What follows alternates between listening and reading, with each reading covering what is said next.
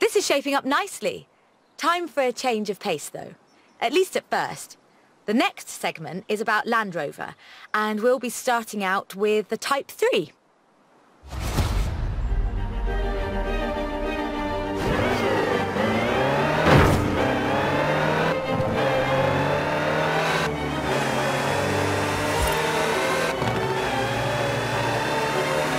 Land Rover, the British sports utility vehicle.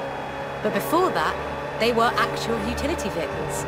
Solid, tough trucks, unstoppable over almost any terrain. In 400 meters, turn left.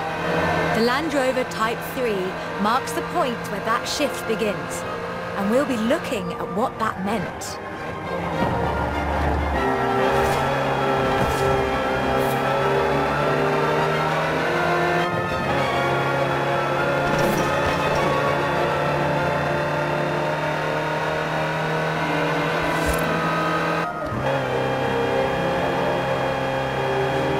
Land Rovers have taken on almost every task imaginable.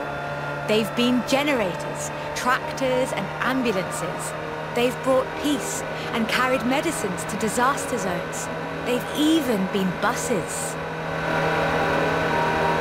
Over 500,000 Series 3s were built, and over 70% of those are still on the road today.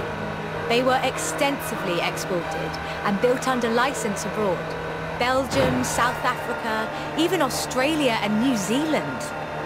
With a robust chassis and signature Land Rover engineering, the Type 3 also marked the first time that buyers could choose interior options, like seat box protectors and cubby boxes.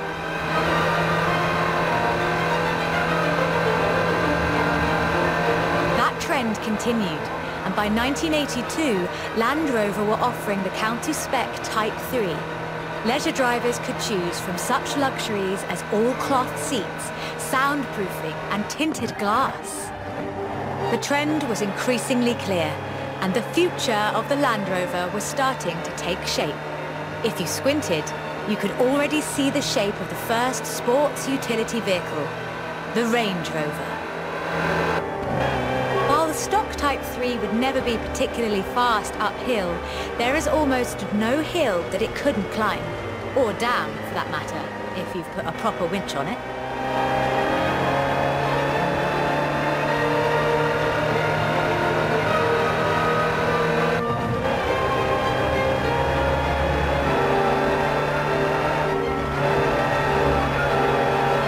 In 1978, a Series 3 was custom built for Her Majesty Queen Elizabeth II. It only had 1,892 miles on the clock when it was auctioned into private hands. And it was in perfect condition. It would be. After all, she trained as a mechanic in the 1940s and will likely remain the only royal able to strip and rebuild an engine. In 200 meters, you will arrive at your destination.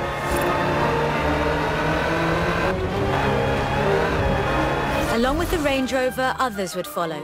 Discovery, Defender, and the Freelander. Each a more sophisticated and enjoyable utility vehicle. But none of them were a replacement for the Type 3. They were a different kind of car.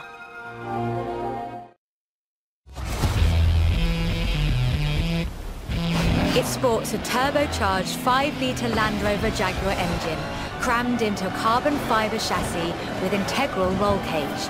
It even has the grille, headlights and rear lights from a Range Rover.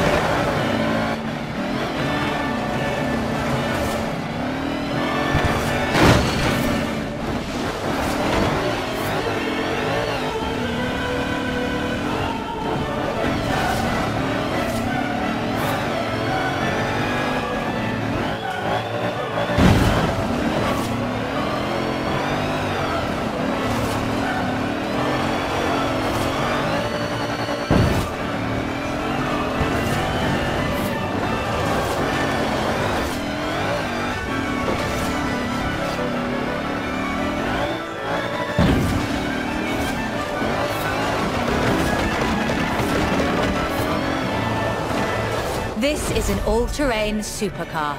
That's the only fair description for this. But that's what you get when you build an SUV with Land Rover DNA.